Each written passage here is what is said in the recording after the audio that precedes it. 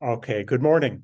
Welcome to this webinar on Canada's energy transition journey. The webinar is being organized and sponsored by the StrategyCorp Institute of Public Policy and Economy.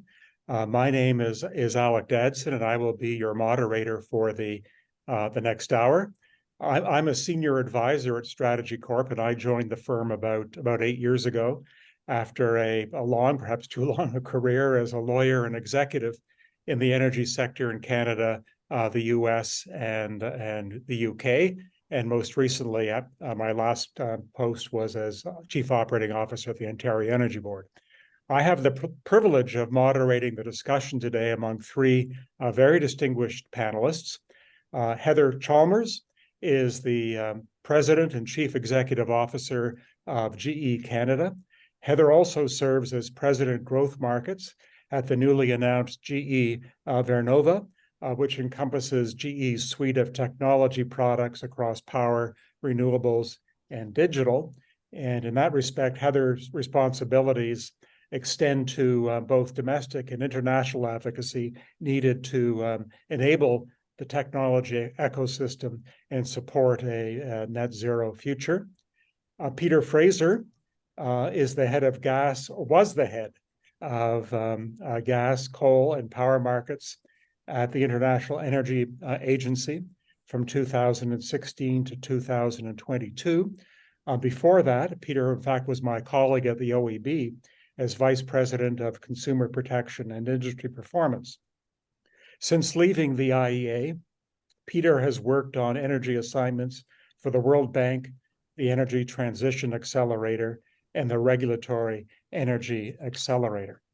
Our third panelist is Dr. Philippe Couillard, who is my colleague at StrategyCorp, where he is a senior advisor providing strategic advice regarding Canada's pathway to a net zero economy. Dr. Couillard served as the Premier of Quebec from 2014 to 2018. And after leaving office, Dr. Couillard was an executive in the battery manufacturing sector. I think it strikes us that this discussion with our panelists is taking place. It's a timely one, and I say that for a few reasons. First of all, we're meeting really virtually a week before the beginning of COP28, which convenes in Dubai next Thursday on November the 30th. And certainly at that conference, I anticipate there will be a strong theme of just, equitable, and orderly transition of what that entails. Secondly, closer to home, we're seeing more evidence that the federal government's drive towards net zero is running into some serious headwinds, particularly with respect to the carbon tax and the clean energy regulations. Now, I understand that at least one of our panelists will be attending COP next week, and I know that all our panelists are keenly aware of the political and social dynamics with respect to the energy transition, both here in Canada and internationally. And those dynamics will certainly be addressed in the questions that we have prepared for our panelists to consider. We're also interested in hearing from you, those of you who are here watching and listening to this webinar. So if you have questions, please submit them via the Q&A function by Zoom. And don't hold back. It's important to get your questions in as soon as you can so they get into the queue. And then hopefully we'll have time. I'm confident we'll have time towards the end of our hour to ask our panelists to address the questions that you have posed. So let's get started. The first question is really a question to really set the stage by benchmarking Canada's performance against other jurisdictions. So Peter, I would like to pose this question to you. Where does Canada stand vis-a-vis other jurisdictions in terms of its trajectory towards decarbonizing the power system? Alec, thanks for the question. You're certainly absolutely right to put this into an international context. And just this week, the UN issued a report on where the world stands on reducing the emissions. And they chose to call that report Broken Record because they've been issuing the same report year after year with the same messages, which is temperatures going up, you've got to cut your emissions, but in fact, emissions keep going up. And yet again, they went up in the past year, and they're now 57.4 gigatons of CO2 equivalent in 2022. Now, electricity is a big part of the issue globally. It's 26% of that 57 gigatons comes from power generation. And so you can understand in the international community why it's got to be the main focus. It's because also an area where there's some really relatively easy and inexpensive opportunities to cut emissions is in the power sector. Canada, by contrast, is way ahead of the pack, or way ahead of the average on this. In the first instance, if you look at Canada, the share of the power sector emissions in the total greenhouse gas emissions of Canada is only 9%, compared to the 26% globally. And that's because the mix in Canada is very much non-emitting. 83% of it's non-emitting. That's mainly hydropower, but also nuclear, wind, biomass, solar. And so it's only 17% coming from fossil fuels, and of which the 4% in Canada comes from generation comes from coal. Compare that to the world average of 36%. So Canada has a really excellent performance, really. The emissions per kilowatt hour generated only averages out to 93 grams per kilowatt hour, where the average for the world is 460. And that performance has improved a lot over the last 20 years. It's really halved in the last 20 years. The emissions compared to 2003, 2005, the emissions per kilowatt hour have come down by a factor of 2. That's a really impressive performance. So Canada starts from a position of strength when it comes to decarbonizing the economy. Okay. Heather, thank you very much, Peter. Heather, I appreciate that you also have an international perspective on these issues, and I appreciate having listened to Peter, I'd be interested in having your perspective on the question of how Canada's performing.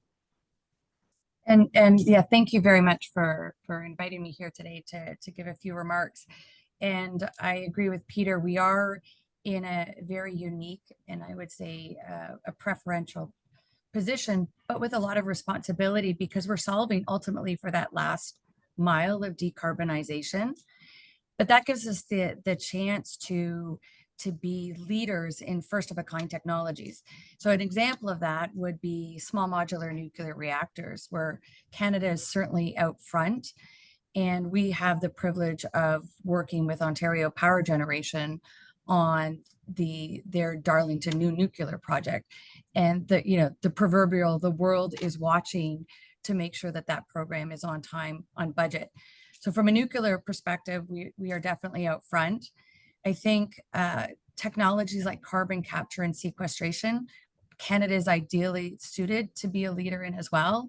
We have a wonderful geological storage capacity, very closely aligned to where our heavy emissions are. So that's another place where we can certainly be a leader. Hydro refurbishment, Peter mentioned it earlier. Our power generation is heavily based in hydro, and what we're seeing is a lot of refurbishment, not just to extend the life of those plants, but do it in a way through new technologies like pump storage and new turbine design, so it can be dispatchable as well and provide that firming power to the grid.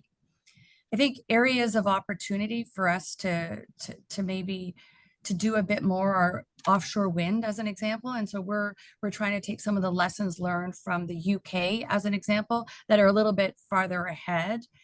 Hydrogen, I spend time learning about the Australian market and how they are investing in their hydrogen ecosystem. So how do we take that knowledge and bring it into Canada? And then finally, I'll just say the grid. I think everybody needs to figure out the grid. It is ultimately the arteries and veins of our electricity system, and it needs a tremendous amount of modernization. And I don't think anyone's quite figured out how to do it yet, but certainly we're lockstep with a lot of other countries and doing the hard work to get there. Philippe. Yeah, I agree. We are in a very good position, and we've been so historically. So we have to be careful not to rest on our laurels. So a lot of what we have achieved has been achieved by the development, on one hand, on development of renewables, hydro and other type of renewables, nuclear energy in Ontario, but also by closing coal-powered generation in Canada, in Ontario particularly, which has had a substantial impact on emissions. So there's more to do, but the more to do is going to be more difficult. I wouldn't say that what has been done until now was easy. It wasn't easy. Lots of work and investments were made, but the next miles are going to be difficult, and we have to realize this, and also see our country being able to export know-how and innovation. If you look at the absolute numbers, our emissions in Canada will not probably make a big dent in the global emission situation. However, we can be seen and play a role as participating in innovation. I heard carbon capture and storage, which is a good example of this, and explore other ways of managing the famous grid that was just mentioned, make it smarter. There are many possibilities on this, but of course it's only starting now. I will end on the global scale. I'm a bit preoccupied by the equitable character or not of the transition. If you look at it from a historic point of view, we in the developed world, quote unquote, have been able to lift ourselves out of poverty using the carbon-based or fossil fuel-based economy. And here we see the emerging countries, the developing countries, trying to do the same and being told, no, you cannot do this. So there's something here that needs to be addressed. And this is why support of the first world, quote unquote, and I don't mean this in a pejorative way or in any other way, have to participate in lifting the third world out of its present dependency on fossil fuel. That's going to be extremely difficult. Finally, I would say that the success of energy transition, which is not guaranteed, we'll come back to this later in the conversation, essentially rests on what's called the global south, which would include China, obviously, but not only China, Africa. If we fail there, even if we do very good things in Canada, it's not going to be affecting too much the net result or the net impact at the end of the day. We have to be mindful of this. And this is why these global conferences, although they are criticized by some, are quite important. I was lucky enough to be part of COP21 in Paris when the Paris agreement was made, and there was a lot of enthusiasm and optimism at that time. There is still this, but also now better appreciation of the difficulty and the challenges ahead. And I think again, our country can be part of that in the right way at the right time. Thank you. Philippe, you have the floor, and I want to perhaps pose you the next question, and that is when we look at the drive towards net zero in Canada, and again, maybe have some regard to the resistance that we're seeing recently with respect to some issues. What do you see as the biggest or most important misconception which we may have about the energy transition in Canada? I would say that we have not been communicating enough, or probably underappreciating the complexity of the enterprise of energy transition. Unfortunately, it's been communicated as something relatively easy. We buy a few EVs and that's it. We've done the transition. Not the case at all, as we know.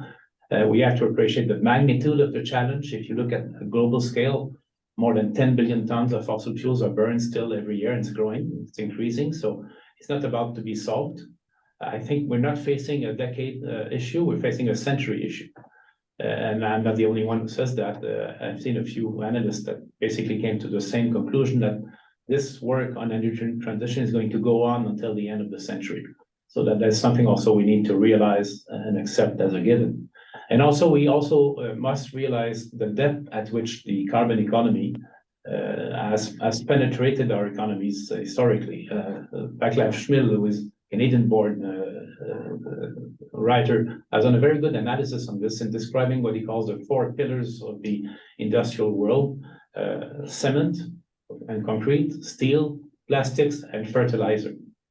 There's so much carbon there, directly or indirectly, that it's very hard to see how this is going to be solved overnight. It's not going to be solved overnight, but we need to appreciate that. And if there's something we must do in terms of communication, it's better explain the magnitude of the challenge, realize also the resistance to it, Because as long as people don't see the impact on their daily life, it's okay, it's good. We're happy to support that, but we've seen many examples, including in our country recently in the discussion on carbon pricing. When it becomes close to home, it's a different story. So we have also to be mindful of that. Heather, I'd appreciate your perspective on the issue. Yeah, I'll take first of all, I agree with everything Dr. Couillard said. I'll take maybe a technology view of it. And that is, my worry is that there is a focus on solving this through net new generation assets. And that is true, absolutely. But in addition to not losing sight of the assets that we already have in the ground and the opportunity to, whether it's you refurbish them, you retrofit them, you name it, but there is an opportunity to work with what we've got in order to generate additional output. In some cases it could be 15, up to 50%. So let's not strand those assets. It also helps when you think about the timing aspect of it. If you can work with brownfield sites, you don't necessarily have to go for re-permitting or get that social license that is so important when you're looking at greenfield sites. So in terms of making a difference and accelerating the energy transition, I think there's a lot of opportunity there. And one example that gets talked about a lot is the role of gas. And the conversation I have is, if you have a gas turbine today, you have an option. You have that future option to abate it, whether that will be through new fuels like hydrogen or through post-combustion decarbonization via carbon capture and sequestration. So let's make sure that we're considering all those existing assets that we have in the mix. And to your earlier point, Dr. Couillard, that will also help with the affordability challenge that we're facing. Peter. Well, certainly I agree with everything my colleagues have said, but I would add to that I think one of the things that hasn't been emphasized enough is the need to maintain a reliable energy system as we move through the transition. And it's challenging in Canada with our cold winters, where we rely a lot on natural gas right now to keep us warm. In many of the provinces, to actually start to move off of that and to move to something that's based on electricity. In fact, that's, I think, going to be one of the biggest challenges going forward, and one of the things that you can't take for granted. Even within the power sector, you've seen the response a few days ago of the IESO to the minister, really, on the proposed clean energy regulations. And that their concern about reliability means that they can't, even within the power sector, get out of gas generation as early as contemplated by those regulations. And they make very plain that they think reliability is a big concern. And I think it's not just a big technical concern, which of course is, but I also think the community responsible for reliability is by its maybe very nature a very conservative community. It has a big machine in North America, what they call the most complex machine ever built, and they want to make sure it keeps running. And so they don't want to. They're very careful about introducing new technology into it, which they think might upset that smooth running of the electric power system in North America. So I think there's going to be a lot of resistance from that path as well. Peter, if I can perhaps follow up on when I introduced you, I highlighted your recent work with respect to regulatory issues, and I would appreciate getting your perspective on whether you think we have the right institutional and regulatory arrangements in place to attract, I think, the capital investments that are going to be needed to do what the three of you have identified. Okay. Well, it's a complicated question, Alec. I'm optimistic on some aspects of it, and I point to the work done in Quebec in the last year, for example, where at the behest of the government, Hydro-Québec and Énergie got together and offered a program to start to convert people over to heating their homes with heat pumps, but in a hybrid system where they have They run gas on the very cold days, and then on other days they use their heat pump. That's kind of a common sense approach, which is contributing to decarbonization, and it's a good sign that they and the regulator are on board with that kind of approach. But let me tell you a little story from my time at the IEA. One of the things that the IEA does is reviews the energy policies of countries, and one of my colleagues was the head of division responsible for that. And so a couple of years ago, we had to do Canada, and so we'd had a chat before he went off on the mission. And after he came back, I asked him, "Well, how did it go? And what did you think?" And he said it went very well, but it's not a country.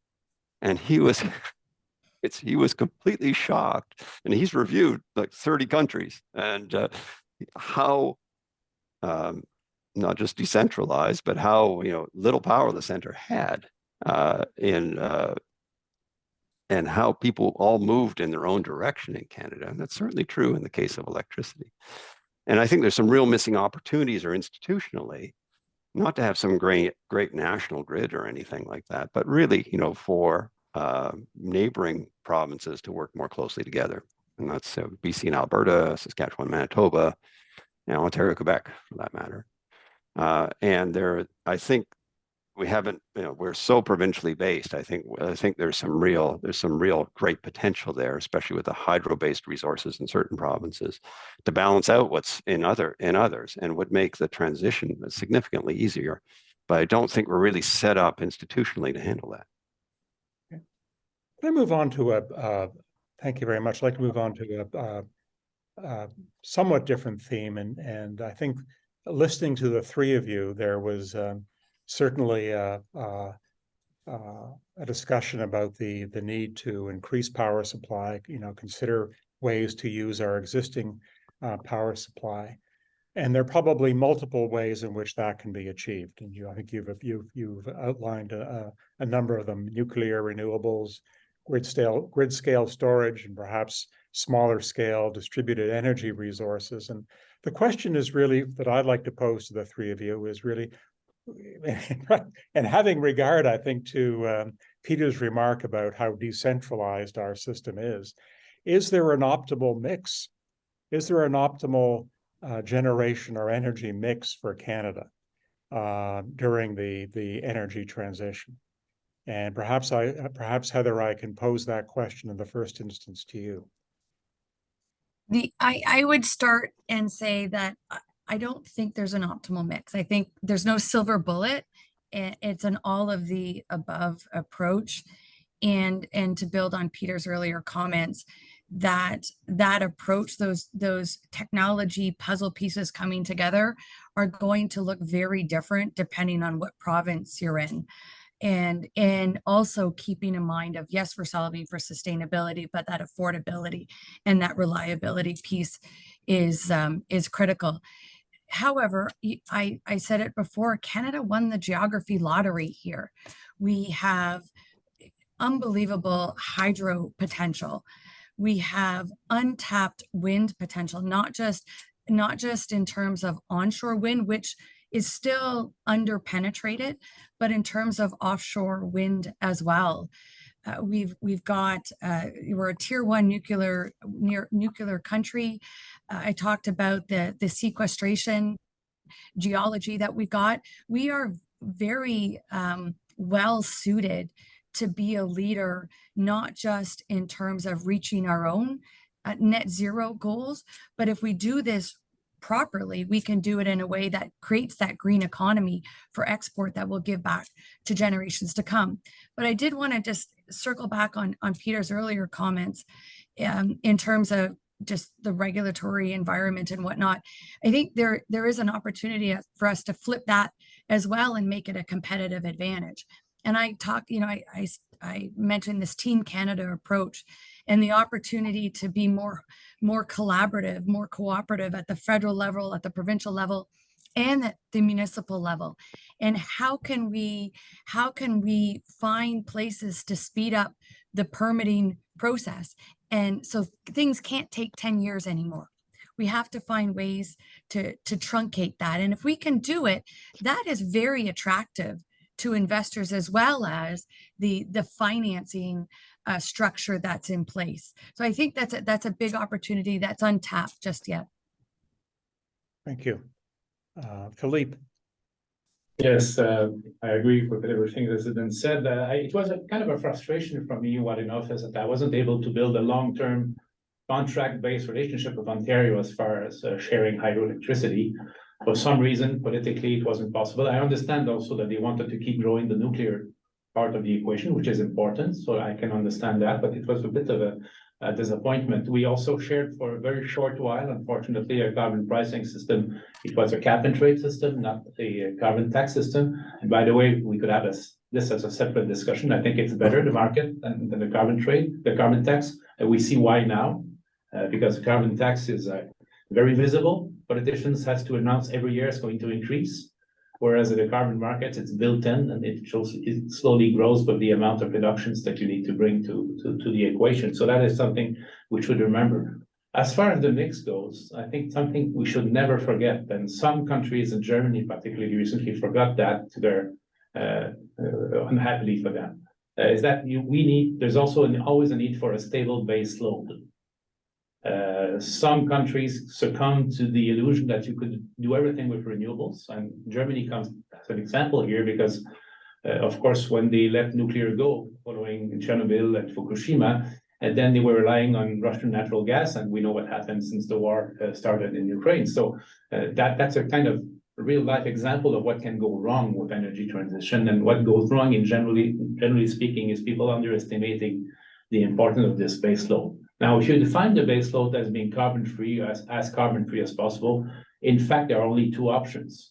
Yes, gas, Heather, is part of the option, but it's not carbon-free, as we know. If you want to restrict the analysis to the carbon-free solutions, we have large hydro and nuclear.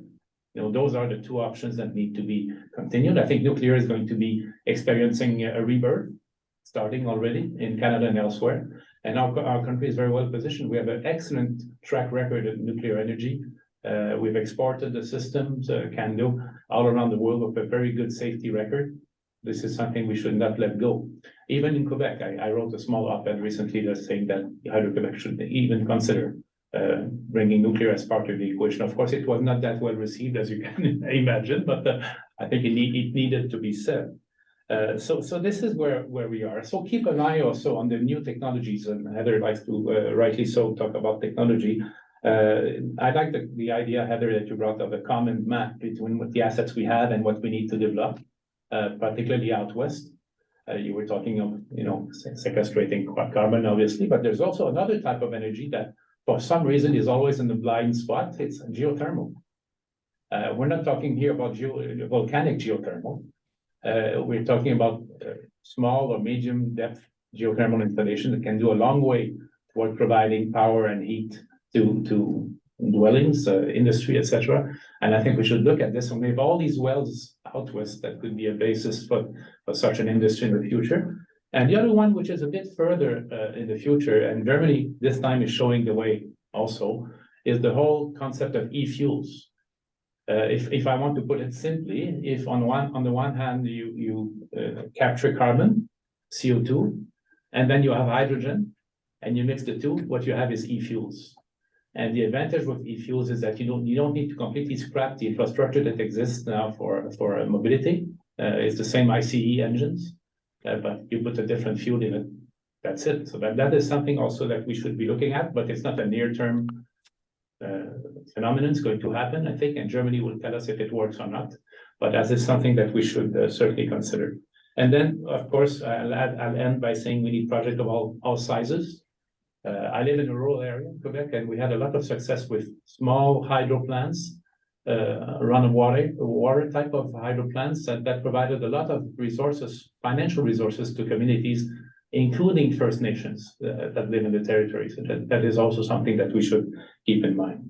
Thank you very much. Peter. The main thing I would add beyond agreeing with my colleagues is on the climate side, which is to emphasize what I said before, is really, we're blessed by the geography, as Heather said. We're not so blessed when it comes to climate. It can be pretty tough, and so I think that's what's going to make the in terms of optimizing the mix, trying to find that optimal mix and getting there. One of the things that's going to slow us down, I think, is well, to be honest, cold winters and having to deal with those. You see in other countries, especially here in Europe, you see quite rapid move towards heat pumps, relying on that solely as their heating source in the winter. I expect heat pumps will have a great future in Canada, but I think it will be the process of moving over to that will be more gradual than we're seeing here in Europe because of the challenges with our climate. On this, Alec, if you allow me for a few seconds, maybe bring my personal experience here. I switched to heat pumps, and I live again in northern Quebec. And as long as the weather wasn't down to -30°C, I was okay, and the heat pump worked very well. So it can still be useful. Most of our temperature range can be useful also for heat pumps, and we should not disregard that because of the winters. Thank you. I'd like to move on now to discuss the grid. Obviously, the prospect of generating more power is one thing, or using our generating assets a different way is one thing, but we also have the question about bringing it online and getting that power to where it's needed. And I would appreciate hearing from the three of you about how ready Canada's grid is to accommodate additional generation that may be needed to support the electrification of the economy. And perhaps, Philippe, we can start that question with you. We're not there yet, because what is energy transition? At the end of the day, it's replacing fossil fuels with renewables, but it's also massive electrification of our systems. And this is where the transmission issue or the grid issue comes into play. We need to increase it in size and capacity, that's for sure, but also in intelligence, if I could say that. So lots of technology exists now to make the grid smarter, not only at nodes of connection, but the cables themselves, with cable-specific sensors that adjust transmission in relation to what happens in the sectors. That is something we could do. There is also the issue of critical minerals. We always talk about critical minerals for batteries, but it's also true for transmission. Cables are made of aluminium for long-distance cables, but copper as well is going to be a critical resource. Only think of all the connection and all the wires that need to be developed and extended in the coming years, and you'll see that there's not a small challenge here. So yes, the grid is not ready. It's good, but it's not ready, and it's not been well maintained. And this is something we are seeing in Quebec now. You may have seen that Hydro-Quebec announced a huge investment, close to $95 billion in the coming years, that partly involves, putting the grid back to standards. And this is something that was done along the years by neglecting, I would say, part of the maintenance or the maintenance of assets that we should have done. And I think we had a lesson now, because we're seeing a bit more power failures in Quebec than we used to. And everybody says that. So when you note in the scientific paper, when everybody says they're experiencing the same thing, it's happening.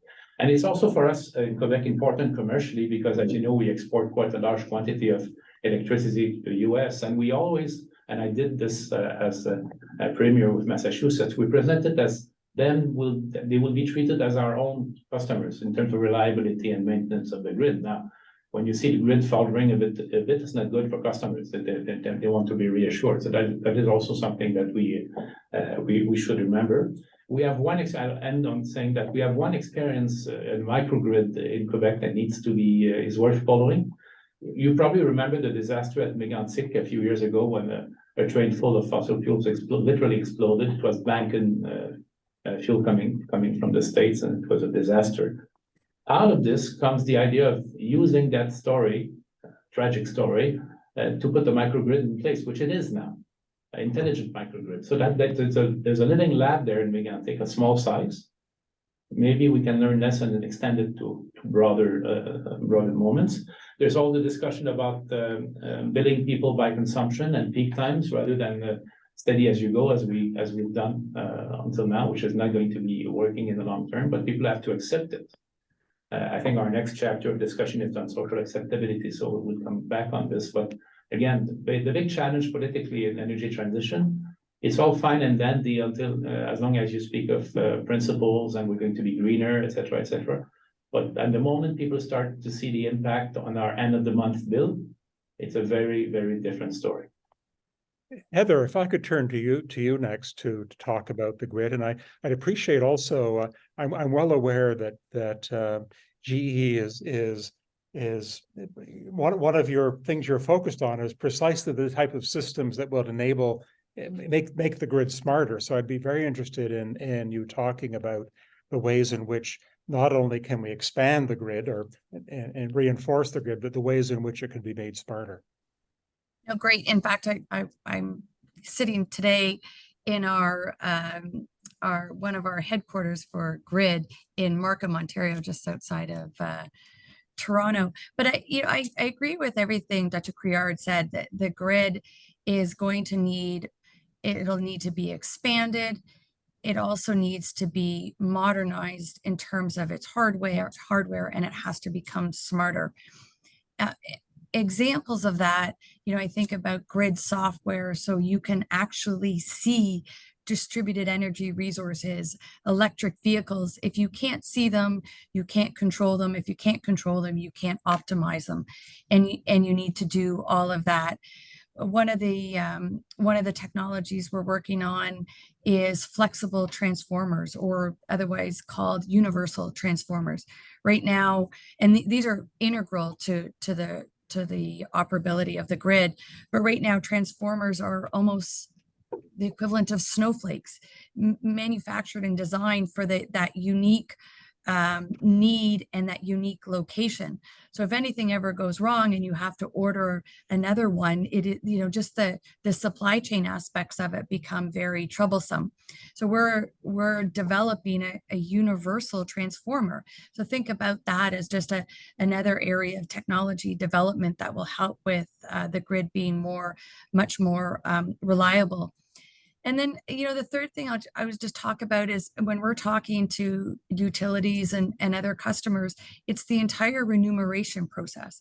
They are not, the way they are paid or funded, they're not incented to invest in the grid in the manner in which it needs to be invested to enable net zero. So I think that is a whole body of work that has to be focused on for us to do this properly. So we're not doing it incrementally and piecemeal.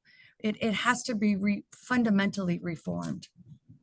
Hey, Peter, that's I think Heather just raised a question. I'm sure it's a question on what you have a perspective. I mean, Heather's raised the issue of how we remunerate utilities, and how that could impact the progress with respect to achieving our net zero objectives. And I would certainly appreciate your perspective on that issue.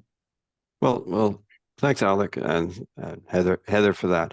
There are two aspects to this. One is, of course, what the right kind of incentives for utilities or for third parties to invest in transmission.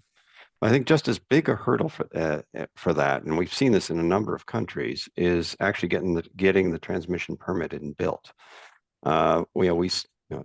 Recently there was a brand new power line that's finally underway, carrying power from Wyoming to California. It took 18 years to permit.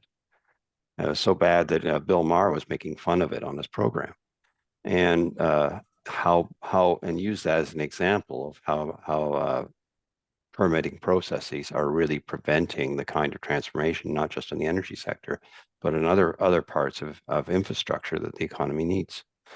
I don't know what the figures are for Canada. When I look at the net zero studies for the United States, for example, done at Princeton, they say they might need as much as 5 times as much transmission miles as they currently have.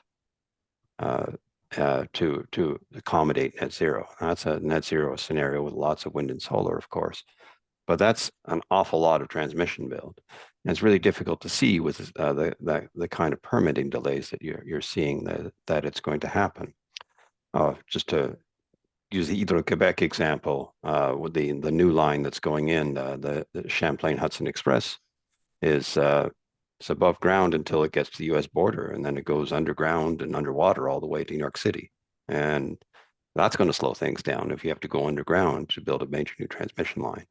So I think the transmission is a very key part of the process, and yet we see not just in Canada, the United States, but really in many countries, the actual building of the transmission is taking years and years. And it's not just a matter of the money; it's a matter of unless we get the permitting sorted out, unless we get the say a new message where we've used permitting really as a deliberate barrier to slow things down, but now we need to speed things up. Okay. Thank you. I have one more question I'd like to pose to the panel before we do have some very interesting questions from the audience, but before we get to them, there's one last question I would like to pose to the panel and to, I think, Heather in the first instance. And I think we all recognize that the energy transition impacts individuals and communities across the country in different ways. And we see, or we will perhaps see, that the impact of new infrastructure, those impacts may fall more heavily on some communities than on others. And we're already experiencing, some increasing concerns about the affordability impacts of the transition to net zero. In light of that, how can governments, utilities, and project proponents better ensure the social acceptability of the energy transition and the investments needed to achieve that transition? So how can they best ensure that the transition is not only orderly, but is seen to be just and equitable in terms of the allocation of its costs and impacts? So Heather, perhaps you can tackle that issue first. Yeah, where I'll focus my remarks is on our relationship and our reconciliation journey with Indigenous peoples. And we kind of say the road to net zero runs through Indigenous lands. And I'll only maybe speak from our experience, but we've got a lot to learn. Historically, we've relied on the developers, like as a technology provider selling to developers, we've relied on the developers to foster and nurture those relationships. And that's not right. And we are taking a much more purposeful approach to engaging with Indigenous partners in all of our projects and trying to do it very, prospectively. We're working with groups like the Canadian Council of Aboriginal Business, First Nations, Major Project Coalition, and getting advice on the best way to do this, very much appreciating that there's only so much capacity in those communities as well to consult and to work with us. I would say that we're trying to find ways that we can provide support, meaningful support, capacity building. And one small example of that is as we are trying to hire new talent to work on these large projects, we're struggling. We're struggling just generally because there's just a war on talent. And historically, one of the areas that we've worked on is trying to get more girls into STEM and into the engineering disciplines. We are now taking that STEM camp, that GE Girls STEM camp, and pivoting it and say, why would we do the same thing and make it a GE STEM camp with Indigenous communities to help raise their awareness, their love and their interest in science, technology, and engineering management, and help build the capacity for future talent coming that can support these large infrastructure projects. So one example, and then finally I'll just end, the other piece that we talk about is their ability to contribute as equal partners in these projects and ensuring that they have competitive access to financing. So very encouraged by the fall economic statement that this was discussed, and there'll be some level of a loan guarantee program that will support their more involved engagement in these large development projects.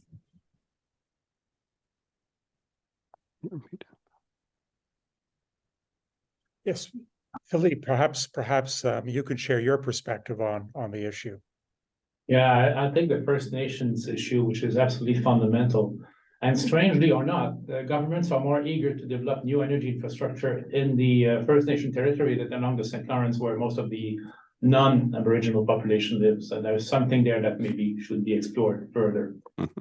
I've come to the conclusion and said it and wrote it that our traditional way of doing this is not going to work anymore. There's a need for a fundamental change in paradigm. The way we've done it, including Quebec, Hydro-Quebec, and other utilities, is just sprinkle jobs, a bit of money, and that will do.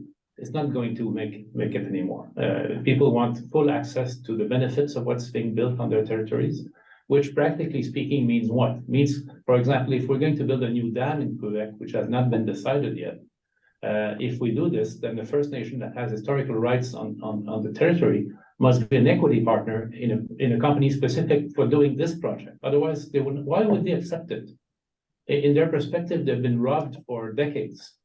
So now we're going to see them saying no to the new projects until we come with this new relationship or really engage with them seriously about it. So I got this idea actually from one of the former premiers of Manitoba years ago, when he told me that he intended to do MVPs or SPVs, a special purpose vehicle for each of the new generation capacity that he would build and make First Nation equity holders in that. There's a very different relationship when you do this. And in fact, we did it when we did the small hydropower generation units in Quebec by giving direct access to royalties and payments to the First Nations, which greatly facilitated their acceptance of the project and make them feel as full-fledged participants in it. Otherwise, it's going to be very difficult to move this forward. And frankly, I'm a bit on their side on this. If I look at it historically, we've treated them a bit light, I would say. Perhaps, Peter, unless you have something you would like to say, perhaps I was thinking we might move in now to we've got about 10 minutes, just over 10 minutes left, and I'd like to have the panel consider some of the questions we've had from the audience. That's okay. And the first question is one that I would like to direct to Heather in the first instance, and it's an issue we talked about before we started the session today, and it relates to investment tax credits. And we've seen the government announce tax credits to stimulate private sector investment in clean tech and clean electricity. And the audience would be interested in your perspective on whether these measures hit the mark or what else may be needed. No, a great question. Here's how I would answer that. I think the communicated construct around investment tax credits is on point. And it was reinforced in the fall economic statement. However, the devil's in the details, and we've got to get them done so that we can start to act on them. The piece that is still not clear yet is how we're going to get some level of carbon pricing certainty so that these projects are investable. And to that point, it was touched upon in the fall economic statement that via the Canada Growth Fund, they will use a certain percentage of it, a large percentage of those dollars that they've allocated for contracts for difference or some similar mechanism. But to the same point with the tax credits, the devil's in the details, and we need to kind of get this going because there's a lot of projects I will share that are just on the cusp, and want to reach financial investment decision, but in the absence of those, in the absence of certainty, they will continue to remain paused. Perhaps there's another question here that picks up on a theme we were talking about, dealing with the impact of the transition on Indigenous communities. And I would appreciate giving all three of you an opportunity to speak to this as well. The questioner notes that Dr. Couillard had mentioned the transition on the global south and developing countries. But the questioner goes on to note that in Canada, we have a number of Indigenous communities that still have to use diesel for their energy needs. And the question they pose is what can be done to support their transition, and what technologies might be most promising for use in remote communities that are currently relying on diesel. And Heather, I'd be happy to have you to lead off on that question, and then Peter and Philippe can weigh in as well. No, this came up. I was in Ottawa, and it came up this week as well. There's a lot of different things that are being looked at. There's no easy solution.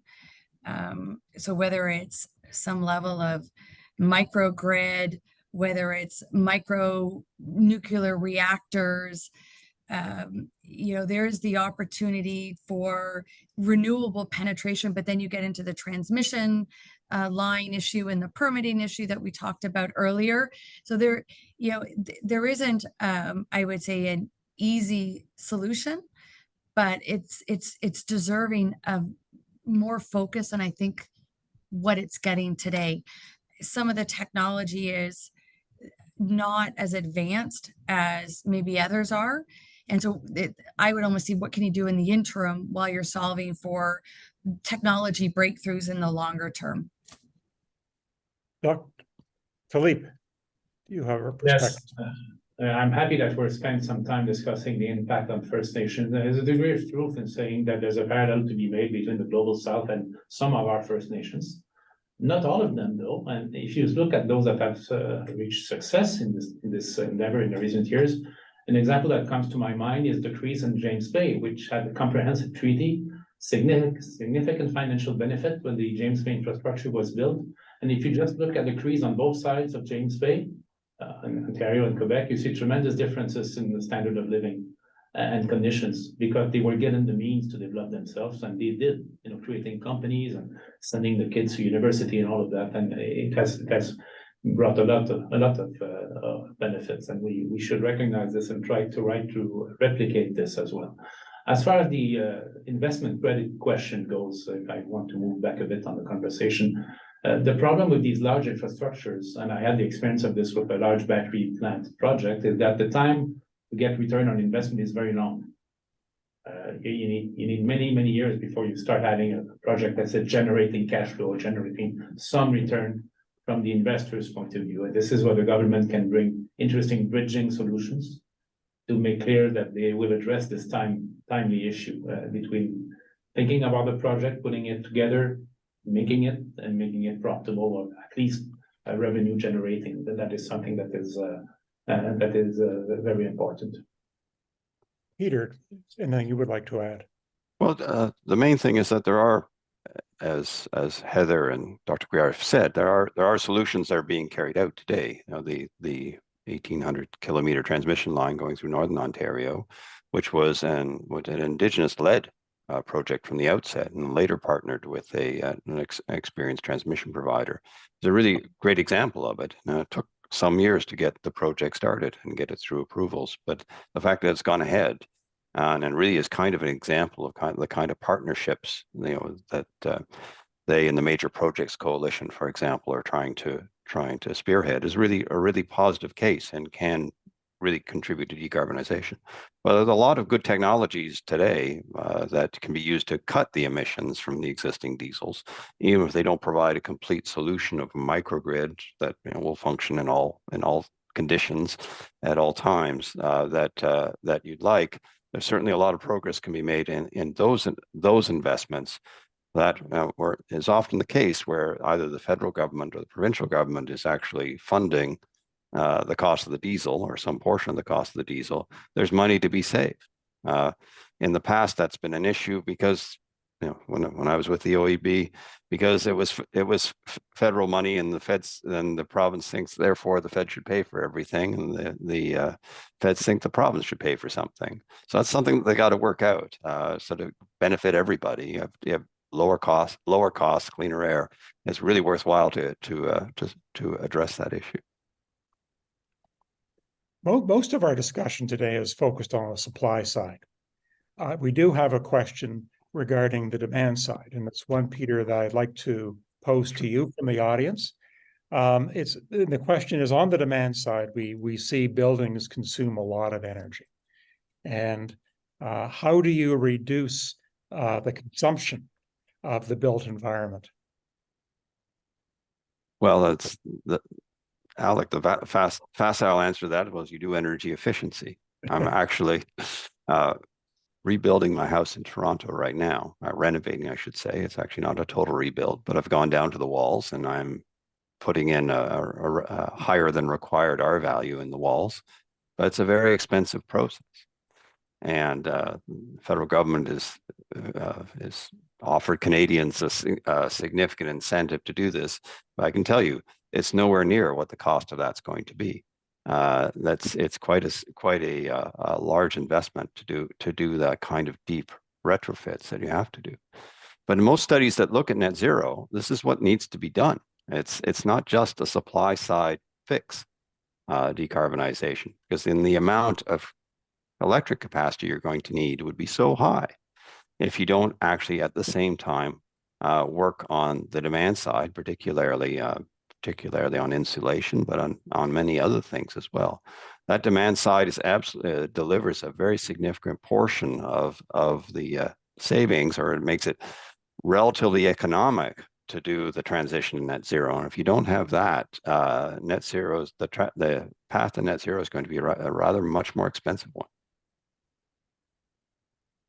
Philippe, would you like to add anything? Yes.